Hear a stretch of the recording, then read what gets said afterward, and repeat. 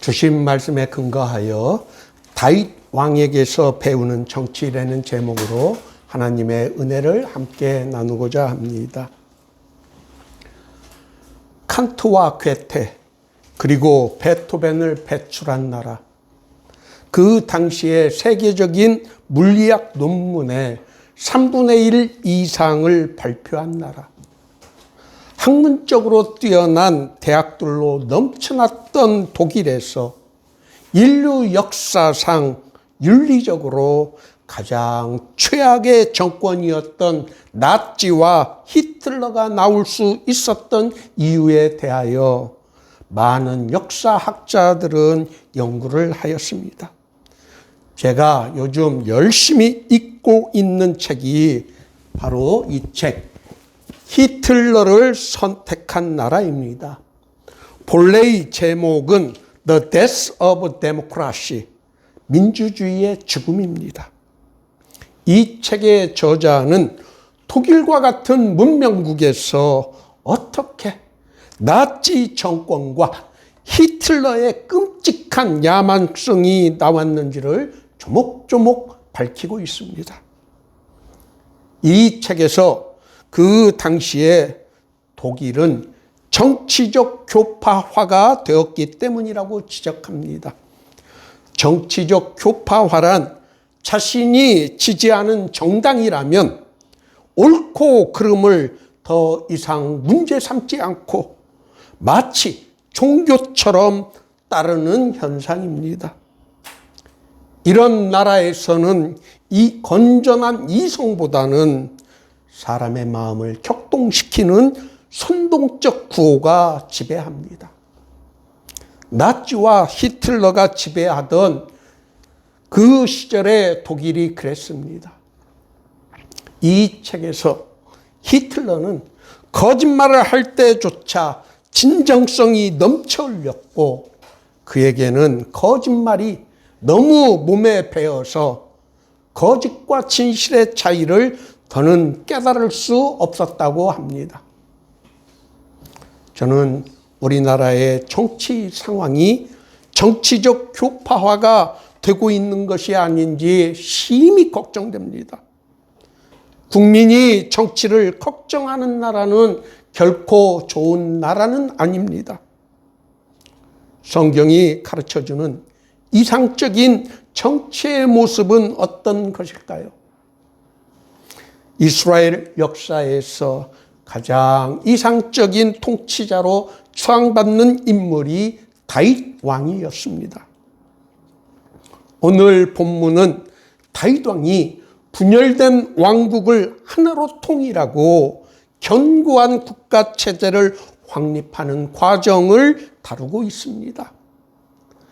다윗 왕이 전쟁하는 곳마다 승리하고 강한 나라를 세울 수 있었던 것은 14절의 말씀, 다윗이 어디로 가든지 여호와께서 이기게 하셨다였습니다. 다윗의 어떤 면이 그러한 승리를 거둘 수 있게 하였을까요? 우리는 그 답을 사도행전에서 찾을 수 있습니다. 내가 이새의 아들 다윗을 만나니 내 마음에 맞는 사람이라 내 뜻을 다 이루리라. 다윗은 하나님의 마음에 맞았던 사람이었습니다. 하나님은 자신의 마음에 맞는 사람에게는 언제나 늘 이길 수 있는 힘과 능력을 주십니다. 우리가 함께 배우고자 하는 것은 다윗 왕의 정치 원리입니다. 다윗 왕은 자신의 사욕을 쫓아 나라를 다스린 인물이 아니었습니다.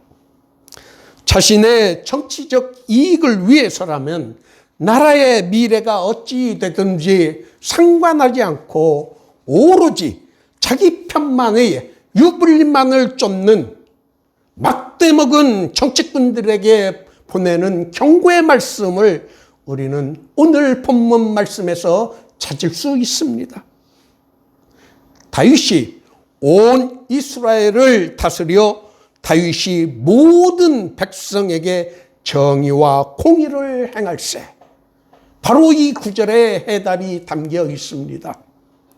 훌륭한 정치 지도자는 자기를 지지하는 백성만을 위한 정치를 하는 것이 아니라 모든 백성을 위한 정치를 해야 한다는 것을 오늘 본문 말씀은 우리들에게 가르쳐 줍니다. 모든 백성에는 자기를 반대했던 백성도 포함됩니다. 다윗은 자기를 지지하고 따랐던 유다 지파만을 위한 정치를 한 것이 아니라 자기를 반대했던 다른 지파, 온 이스라엘 백성을 위한 정치를 하였던 것입니다. 그의 정책의 기준은 언제나 정의와 공의였습니다. 15절 말씀을 영어로 읽으면 그 뜻이 더욱 분명해집니다. David reigned over all Israel, doing what is just and right for all his people. 이 말씀은 하나님께서 아브라함을 택해 그에게 복을 주실 때의 상황과 정확하게 일치합니다. 창세기 18장 19절에 내가 그로 그 자식과 건속에게 명하여 여호와의 도를 지켜 의와 공도를 행하게 하려고 그를 택하였나니 이는 나 여호와가 아브라함에게 대하여 말한 일을 이루려 함이니라.